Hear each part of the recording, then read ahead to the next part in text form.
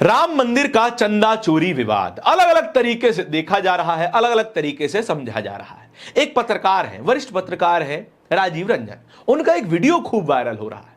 उस वीडियो में सबसे मुख्य बात जो उन्होंने बोली है, खैर बातें तो उन्होंने बहुत सारी समझाई कि राम मंदिर और अयोध्या से जुड़े तमाम मामलों में किसने कितना खाया, कब कब खाया और कितने % पे खाया, सब बताया। नीयत सच्ची हो तो पूरी कायनात आपके हक में खड़ी हो जाती है। ਮਾਨ ਸਰਕਾਰ ਨੇ ਨਹਿਰੀ ਪਾਣੀ ਦੀ ਸਮੱਸਿਆ ਨੂੰ ਨਜਿੱਠਣ ਵਾਸਤੇ ਬਹੁਤ ਵਧੀਆ ਕੰਮ ਕੀਤੇ ਆ। ਸਾਡੇ ਖੇਤਾਂ ਨੂੰ ਪਾਣੀ ਪੂਰਾ ਲੱਗਣ ਲੱਗ ਪਿਆ ਜੀ। मांझा, मालवा, दुआबा और पुआध के इलाके दुआएं दे रहे हैं। ਮਾਨ ਸਰਕਾਰ ਦਾ ਬਹੁਤ-ਬਹੁਤ ਧੰਨਵਾਦ ਕਰਦੇ ਹਾਂ। ਇਸ ਜੂਨ ਜੁਲਾਈ ਜਦੋਂ ਝੋਨੇ ਦੀ ਫਸਲ ਹੋਊਗੀ ਇਹ 85% ਤੇ ਪਹੁੰਚ ਜਾਾਂਗੇ। और राम मंदिर के डेवलपमेंट में कितना पैसा उड़ा दिया गया यह भी बताया। लेकिन यहां पर मीडिया के गाल पर पत्रकार होते हुए भी राजीव रंजन ने एक ऐसा तमाचा मारा है कि भाई ये मीडिया उठते बैठते जागते याद जरूर करेगी।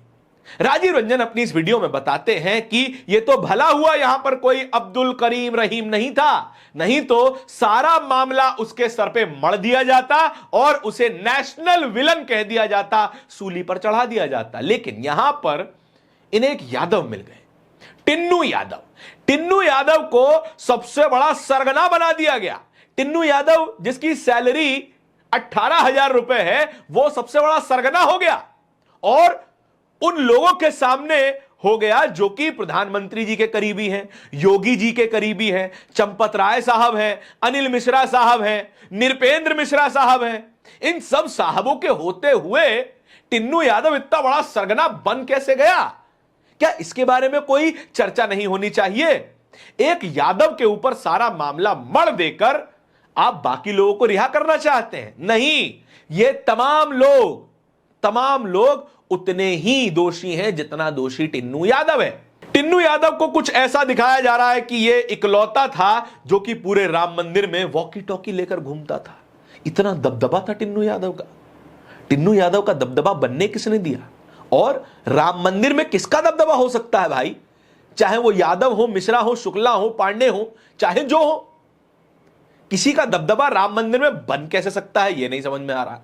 इतने बड़े बड़े अधिकारियों के होते हुए, केंद्र सरकार के रिप्रेजेंटेटिव होते हुए, राज्य सरकार के रिप्रेजेंटेटिव होते हुए टिन्नू यादव सबसे बड़ा सरगना संभव कैसे है?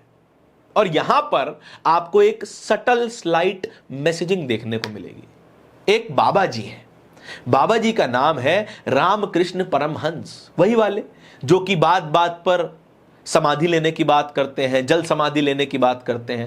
वो बाबा जी कह रहे हैं कि टिन्नू यादव को फांसी दे दो और बाकियों को 6-6 महीने की सजा सुना करके रिहा कर दो। अमेजिंग। भाई साहब, आप जज बन जाइए। आप एक काम करते हैं, हम सुप्रीम कोर्ट से सारे जजों को हटाते हैं और आपको बिठा देते हैं। आपके होते हुए न्याय एकदम सटीक होगा। जिस तरीके की जातिवादी मानसिकता इस व्यक्ति के दिमाग में भरी हुई है, जो कह रहा है यादव को तो फांसी पर चढ़ा दो और बाकियों को 6-6 महीने की सजा दे दो, ये कौन सा वाला न्याय है? मनुस्मृति वाला न्याय है क्या जी? दूसरी तरफ राजीव रंजन और क्या बताते हैं? राजीव रंजन बताते हैं कि अयोध्या के विकास में जो पैसा खर्च किया गया उसमें भारी मात्रा में लूट मचाई गई, उसमें भारी मात्रा में करप्शन किया गया। राम मंदिर के निर्माण में भी भारी मात्रा में करप्शन किया गया। जिन जिन लोगों ने करप्शन की शिकायत की उनको हटा दिया गया। जो पहले राम मंदिर के ट्रेजरर हुआ करते थे, लेखाधिकारी हुआ करते थे, उन्होंने 2011 में बता दिया था कि एक एक पैसों की खेप में 5-5 लाख रुपए का घोटाला किया जा रहा है। लेकिन उनका क्या हुआ? उनको पद से हटा दिया गया, साइडलाइन कर दिया गया। यानी जो भी व्यक्ति गड़बड़ी को चिन्हित कर रहा था उन्हें हटाया जा रहा था। यानी कि तार बहुत ऊपर से जुड़े थे। यह था असली मामला। अब ये तार कितने ऊपर तक जुड़े हैं, ये तो एसआईटी का काम है। जरा खोज के निकालिए, अगर आप निकाल पाए तो, कौन कौन बड़े बड़े साहब इस मामले में शामिल हैं। क्योंकि 200 करोड़ की लूट करना अकेले टिन्नू यादव की बस की बात नहीं है। हां, टिन्नू यादव ने 5 करोड़ 10 करोड़ 20 करोड़ उड़ा दिया होगा, यह मैं मान सकता हूं, बिल्कुल उड़ाया होगा। इन पांडे मिश्रा शुक्ला ने भी सबने उड़ाया होगा, लेकिन इन सभी की औकात मिलाकर नहीं है कि 200 करोड़ रुपया उड़ा दिया जाए। यह तो रुपए की बात है, सोना चांदी कहां गया इसका तो हिसाब ही नहीं लगाया जा रहा साहब। और तो और जो राम मंदिर के डेवलपमेंट में, अयोध्या के डेवलपमेंट में जो करप्शन हुआ, उसकी कलई कब खुलेगी? क्या उसके बारे में बात की जाएगी कि नहीं की जाएगी? राजीव रंजन यही समझाने की कोशिश कर रहे हैं, लेकिन दूसरी तरफ हमारे दिग्गज मीडिया वाले क्या कर रहे हैं? चित्रा त्रिपाठी जी का एक ट्वीट आ गया है। चित्रा त्रिपाठी जी या तो आप बड़ी भोली हैं या आप बहुत शातिर हैं। क्या कहना चाहती हैं जरा समझिएगा। राम मंदिर में चंदा चोरी को लेकर हर राम भक्त आहत है। राम के नाम पर लूट मचाने वालों को जेल होनी चाहिए और बेहद कड़ी सजा भी। लेकिन सच यह भी है कि राम मंदिर को लेकर जमीन से लेकर अदालत तक वीएचपी, आरएसएस और बीजेपी ने ही लड़ी। क्या बात है, आपने एक ही लाइन में वीएचपी, आरएसएस और बीजेपी से जुड़े हर शख्स को बरी कर दिया कि राम मंदिर के लिए इन लोगों ने लड़ाई लड़ी, तो क्या इनका डिफॉल्ट अधिकार है राम मंदिर लूटने का? अगर आपने राम मंदिर बनवा दिया तो आप राम जी के सेवक हैं या फिर राम जी के नाम पर कोठाराघात करने वाले लुटेरे हैं? यह आप क्लियरली बताइए। और अगर इन तीनों संस्थानों में से कोई एक का व्यक्ति या फिर इन तीनों का ही व्यक्ति राम मंदिर की लूट में पकड़ा जाता है, तो क्या उसका जन्मसिद्ध अधिकार हो गया कि नहीं राम मंदिर हमने बनवाया था तो हमने लूट लिया, तो क्या बड़ी बात हो गई? आप क्या इन्हें रिहा करना चाह रही हैं? क्या इनको क्लीन चिट दे रही हैं? इस पर क्लैरिफिकेशन अपने अगले शो में दे दे तो बहुत अच्छी बात होगी। लेकिन आगे क्या है? वीएचपी के अध्यक्ष रहे अशोक सिंघल जी ने तो अपनी संपत्ति इसके लिए दान कर दी। आजीवन राम मंदिर के लिए लड़ाई लड़ते रहे। अडवाणी जी की रथ यात्रा ना होती तो राम को लेकर के इतना बड़ा आंदोलन ना होता।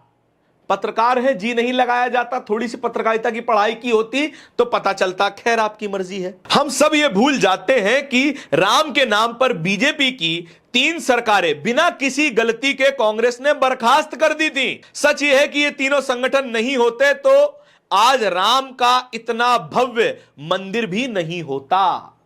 बहुत बढ़िया, आपने तो अब बिल्कुल ही रिहा कर दिया। आप भी जज हैं, आप ही ज्यूरी हैं, आप ही माई बाप हैं, आप ही ट्विटर पर फैसला सुना रही हैं, आप ही टीवी पर जाके फैसला सुना दीजिए ना कि भाई साहब कोई भी आरएसएस, वीएचपी, बीजेपी का सदस्य होगा जिसने लूट मचाई होगी वो गुनहगार नहीं है। क्यों? क्योंकि इन्होंने संघर्ष किया है। भाई साहब, मैं अपना घर बनाने में संघर्ष करूं और कल को मैं उसी घर की तिजोरी में से चोरी कर लूं तो क्या मुझे चोर कहा जाएगा या फिर संघर्ष करने वाला कहा जाएगा या फिर मुझे रिहा कर दिया जाएगा? क्या कहा जाएगा? आपने अपना घर बनाया, आप अपने ही घर की तिजोरी में से पैसा लूट लें तो आपको चोर कहा जाए या संघर्ष करने वाला कहा जाए? थोड़ा सा दिमाग लगाइए चित्रा जी, ऐसे नहीं चलता है। बड़े बड़े पत्रकार आकर के आपको एक्सपोज करके चले जाएंगे, आपकी हिपोक्रेसी को एक्सपोज करके चले जाएंगे। हम तो अदना बालक हैं, हम कुछ नहीं जानते हैं, हम तो केवल पढ़ करके बता रहे हैं कि आप किस कदर वीएचपी, आरएसएस और बीजेपी को क्लीन चिट दे रही हैं। यही होती है टीवी की राजनीति। टीवी है, अखबार है, आप चाहे जिसको गुनहगार लिख दीजिए, आप चाहे जिसको बरी कर दीजिए, आपकी सरकार है। बहुत बढ़िया लोग हैं। ओपरा विनफ्रे ने कहा था कि मीडिया गुनहगार को दोषी और दोषी को गुनहगार बता देती है। मीडिया को इस बार अब्दुल रहीम, करीम, सलीम नहीं मिला तो अब इन्हें यादव मिल गया है। अच्छी बात है। मुसलमानों का नंबर जब पूरा होगा तो अगली बारी ओबीसी, एससी, एसटी की तो आएगी। यही होने वाला है। इस पूरी खबर के बारे में आपके क्या विचार है कमेंट सेक्शन में बताइएगा जरूर। इस तरह की और भी खबरों को देखते रहने के लिए बोलता हिंदुस्तान को सब्सक्राइब जरूर कर लीजिएगा। बहुत बहुत शुक्रिया।